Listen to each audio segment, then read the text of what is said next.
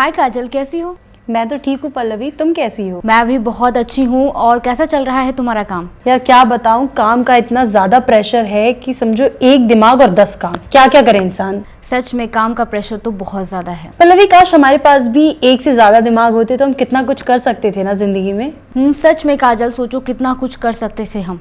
महाकाल का भक्त था वो, जिसकी शक्ति अखंड थी, वो त्रिलोकी, वो विजयी, वो ज्ञानी, वो प्रचंड। कोई और नहीं, वो था रावण।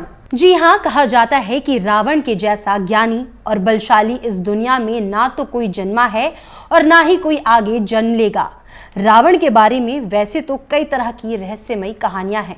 इसी तरह की बातें लोगों से भी सुनने को मिलती रहती हैं। वहीं रावण के 10 सिर के बारे में कहा जाता है, उसके 10 सिर 10 बुराइयों को दर्शाते हैं। हालांकि ये कहानी है, लेकिन अगर ये प्रैक्टिकली सोचे और विचार करें तो सभी के मन में ये बड़ा सवाल खड़ा होता है कि क्या सच में किसी के 10 सिर हो सकते हैं?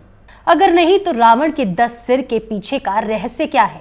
आज हम इसी सवाल का जवाब इस वीडियो के माध्यम से आपको बताएंगे। तो चलिए शुरू करते हैं।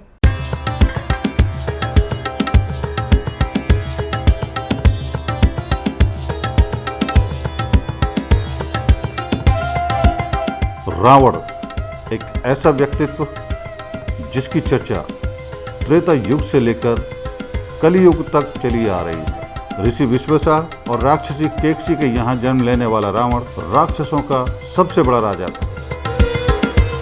वो एक महान ज्ञानी और तपस्वी था, जिसकी तपस्या और ज्ञान का चर्चा पूरे ब्रह्मांड में होते थे।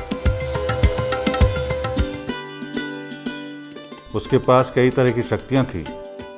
उन्हीं में से एक शक्ति थी 10 सिर होने का भ्रम पैदा करना। जी हाँ, रावण के गले में गोले आकार की 9 मणियां होती थीं, जिसकी मदद से वो 10 सिर होने का भ्रम पैदा करता था। इसके अलावा कुछ जानकारों का मानना है कि रावण एक मायावी राक्षस था। वो माया के द्वारा ही 10 सिर होने का भ्रम उत्पन्न पैदा करता था। रावण के बारे में कुछ विद्वानों का मानना है कि वो चारों वेदों का ज्ञाता था, इसलिए उसे 10 कंठी भी कहा जाता था। 10 कंठी के प्रचलन की वजह से उसे 10 सिर वाला रावण भी कहा जाने लगा, इसलिए उसका नाम दशानन भी पड़ा। जी हाँ, कहा जाता है कि रावण एक बार ब्रह्मा जी को खुश करने के लिए तपस्या कर रहा था। कई दिनों तक घोर तपस्या करने के बाद भी ब्रह्मा जी खुश नहीं हुए, तो रावण ने एक एक करके अपने 10 सिर बार बार ब्रह्मा जी के चरणों में अर्पित कर दिए। 10 बार शीश चढ़ाने के बाद ब्रह्मा जी प्रकट होते हैं और उसे वर मांगने के लिए कहते हैं। रावण ने अमरता यानी अजर अमर रहने का वर मांगा, लेकिन ब्रह्मा जी ने मना कर दिया।